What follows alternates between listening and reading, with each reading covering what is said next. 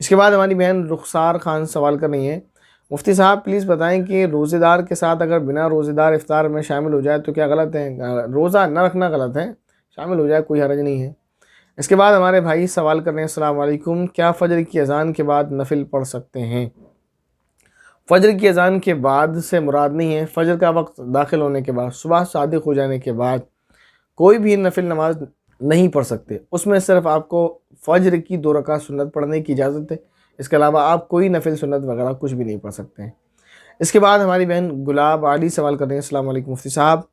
वालेकुम अस्सलाम रहमतुल्लाहि व बरकातुहू। सवाल नंबर 1, क्या जेब में मोबाइल रख के नज़म पढ़ सकते हैं? पढ़ सकते हैं, कोई हर्ज नहीं है। सवाल नंबर 2, अगर सामने पलंग पर कोई सो रहा हो तो क्या हम उसके सामने नमाज और कुरान पढ़ सकते हैं? उससे नीचे ना बैठें आप कुरान पढ़ने के लिए, उससे ऊंची जगह पर बैठें। अब रह जाती है नमाज़ पढ़ने की बात, तो नमाज भी पढ़ सकते हैं। अवाम में ये मशहूर है कि ये जनाजे जैसा हो जाता है वगैरह वगैरह, इससे पढ़ने से नुकसान हो जाएगा, या नमाज नहीं होती, कोई लेटा है तो बहुत सारी बातें जो है अवाम में मशहूर हैं। उनके लिए मैं एक हदीस आपको सुनाना चाहता हूँ, आप उनको सुना दें तो उनको भी तस्कीन हो जाएगी। हज़रत आयशा रज़ियल्लाहु तआला अन्हा की रिवायत है, खुद फरमाती है कि नबी करीम सल्लल्लाहु अलैहि वसल्लम जब रात में नमाज़ पढ़ रहे होते थे तो मैं आपके सामने क़िबले की तरफ, आपके और क़िबले के दरमियान में ऐसे लेटी हुई होती थी जैसे जनाजा लेटा हुआ है। तो बाकी मैं समझता हूँ इस हदीस के बाद आपके ज़हन में आने वाले या लोगों के ज़हन में आने वाले तमाम इश्कालात ख़त्म हो गए होंगे। हाँ, इतनी बात ज़रूर है कि जो आपके सामने लेटा है उसका फ़ेस आपके फ़ेस के सामने ना हो, क्योंकि इससे नमाज में जो है जहन के बढ़ जाने का अंदेशा है।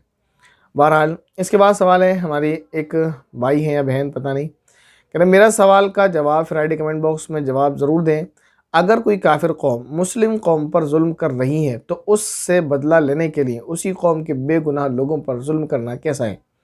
और अगर कोई इसे जायज़ समझता हो तो उसका क्या हुक्म है और उसकी तौबा कैसे होगी? बहुत ज़रूरी है मुफ्ती साहब, जवाब ज़रूर दें। देखें, एक मसला समझें आप, एक मैं हूँ और एक मेरा दोस्त है और एक आप हैं जो मसला पूछ रहे हैं और एक आपका दोस्त है। बिलफ़र्ज़ मैंने आपको मारा, आपके ऊपर जुल्म और ज़्यादती की और मेरा दोस्त मेरे साथ था, उसने मुझे रोका नहीं और बल्कि मुझे सपोर्ट कर रहा है वो, और मेरे मारने के लिए उसने डंडा भी मुझे उठाकर दिया। एक तो ये है, और डंडा अगरचे मान लेते नहीं उसने उठाकर दिया तो वो मेरे इस काम पर जो है खुश है, नागवारी का इज़हार नहीं करता, बुरा नहीं कहता, बल्कि अच्छा समझता है। अब आप तो पिट कर चले गए, आप पर जुल्म हुआ, अब आप अपने दोस्तों को बुलाकर लाते हैं इत्तेफाक से बदला लेने के लिए और मैं नहीं मिलता, मेरा वो दोस्त मिल जाता है, तो आप क्या करेंगे? आप उसको मारेंगे।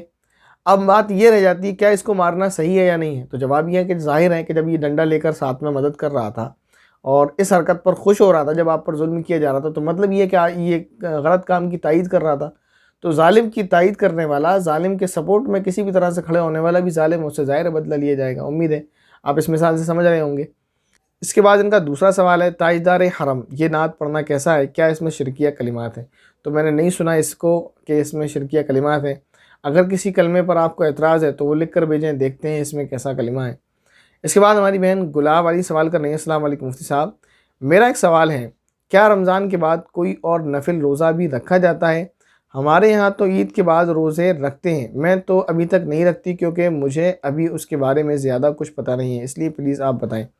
वैसे उम्मीद है आपने क्लिप देख लिया होगा, 6 रोज़े जो हमने बताए हैं शव्वाल के, हदीस से साबित है उनको रखना चाहिए, तो वही ईद के बाद वाले रोज़े हैं। इसके बाद हमारी बहन रेशमा रऊफ़ सवाल कर रही हैं, शुक्रिया मुफ्ती साहब, एक और सवाल है, अगर गोल वाली आयत हो तो वहाँ रुक जाना चाहिए, मगर कहीं कहीं उस गोल आयत पर लाम अलिफ ला भी होता है जिसका मतलब है कि नहीं रुकना, तो ऐसी आयत पर रुकें या नहीं? जब गोल निशान वाली आयत आए जिसके अंदर नंबर पड़े होते हैं, आयत नंबर 1, आयत नंबर 2, आयत नंबर 3, तो वहाँ कुछ भी आता रहे, आप आराम से रुकें, आपकी मर्ज़ी है, और आप पढ़ना चाहें कंटिन्यू तो पढ़ सकते हैं।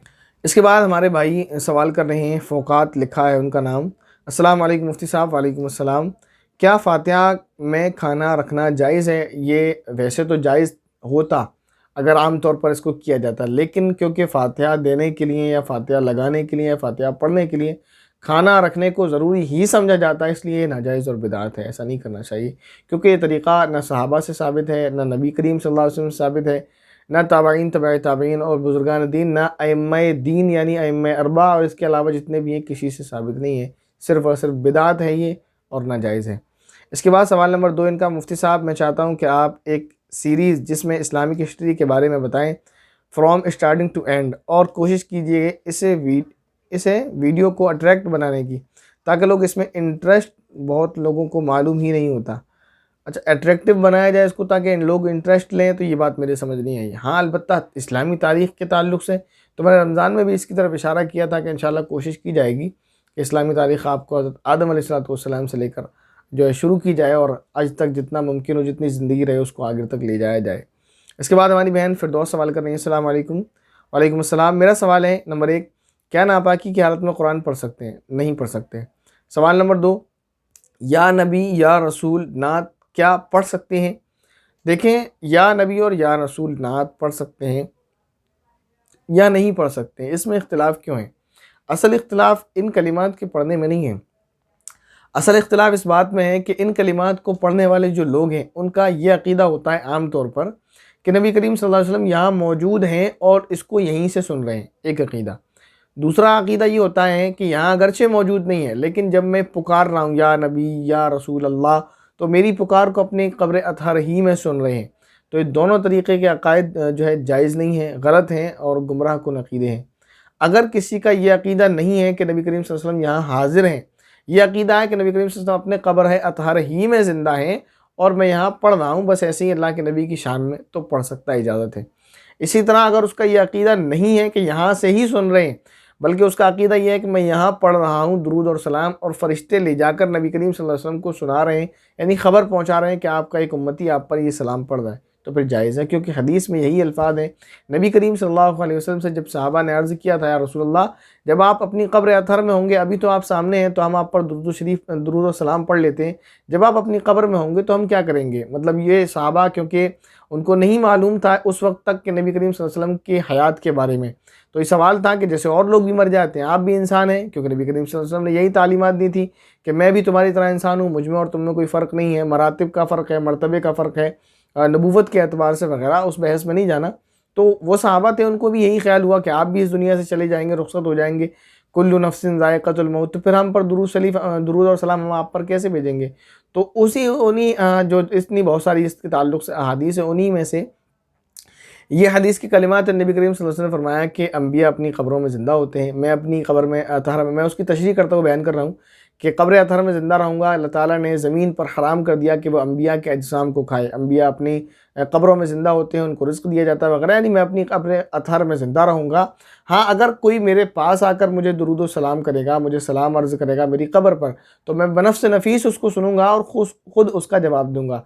लेकिन अगर कोई दूर से मुझे सलाम भेजेगा, तो फ़रिश्तों के ज़रिए मुझे ख़बर की जाएगी और मैं उसका जवाब दूँगा। तो ये अक़ीदा होना चाहिए। तीसरा सवाल है, क्या हर नबी नमाज़ पढ़ते थे? ये कि अक्सर यही मिलता है कि तमाम अंबिया ने इबादत की, अल्लाह तबारक व तआला, उसके तरीक़े अलग-अलग थे, कोई किसी तरीक़े से, कोई किसी तरीक़े से इबादत किया करते थे। इसके बाद हमारी बहन शगुफ्ता शाहीन सवाल कर रही हैं, अस्सलाम वालेकुम भाईजान। वालेकुम अस्सलाम। मेरे 4 सवाल हैं। नंबर 1, फ्रेंड के हस्बैंड को गिफ्ट देना कैसा है? देखें, दे सकते हैं जायज़ होने के एतबार से, लेकिन बेहतर नहीं है। उनको खुद दिया जाए ये तो और भी ज़्यादा बुरा है। और मैं समझता हूँ जैसा ये फितनों का दौर है, तो अपनी फ्रेंड के ज़रिए भी फ्रेंड के हस्बैंड को गिफ्ट नहीं देना चाहिए। आपको जो गिफ्ट देना है, जो अगर उसकी हेल्प करना है, उसे कैश भी देना है गिफ्ट में, हदिया वगैरह, तो अपनी फ्रेंड को दें। क्योंकि फितनों का दौर है और मर्द की जो है फितरत ये हो गई है कि वो फ्री होना चाहता है हर गैर महरम से, तो ऐसे चांसेस नहीं देना चाहिए। और इस तरह का हमें इस्लामी तालीमात में कहीं रिवाज नहीं मिलता कि सहाबियात ने अपने जो है सहेलियों के हस्बैंड को इस तरह से गिफ्ट दिया हो। हाँ, आपस में एक दूसरे की मदद करना, सहाबा का सहाबा की मदद करना और सहाबियात का सहाबियात की मदद करना, या अगर कोई ज़रूरतमंद है मर्द, तो उसकी एक वो चीज़ अलग है। लेकिन इस तरह के हदिये तहाइफ़ गैर महरमों के साथ इस तरह तबादला कि एक गैर महरम औरत गैर महरम मर्द को हदिया दे, ये नहीं मिलता और ऐसा नहीं होना चाहिए। इसके बाद क्योंकि हदिया जो होता है, गिफ्ट जो इसकी फ़ितरत है क्या, हदिया गिफ्ट लेने देने से मोहब्बत पैदा होती है, अट्रैक्शन होता है, एक दूसरे की तरफ दिल माइल होता है कि भाई वो मेरा ख्याल रखता है, मैं उसका ख्याल रहूँ, और गैर महरम का ये अट्रैक्शन अच्छा नहीं है। इसके बाद सवाल ये है, फ्रेंड और उसके हस्बैंड को अपने घर दावत में बुलाना कैसा है? जायज़ है, लेकिन फ्रेंड के हस्बैंड को अपने हस्बैंड के पास, अपने भाई के पास, अपने ससुर के पास, अपने बेटे के पास, इस तरह मर्दों के दरमियान बिठाया जाए, उसको अपने सामने ना बिठाया जाए। इसके बाद और अपनी जो आपकी फ्रेंड है या उनकी बेटियां हैं या उनकी बहनें हैं, तो वो आप उनको अपने घर में, अपनी सास के पास, खुद अपने पास, अपनी बेटियों के पास, अपनी बहनों के पास, अपनी माँ के पास बिठाएं नहीं। मर्दों को मर्दों तक ही सीमित रखा जाए।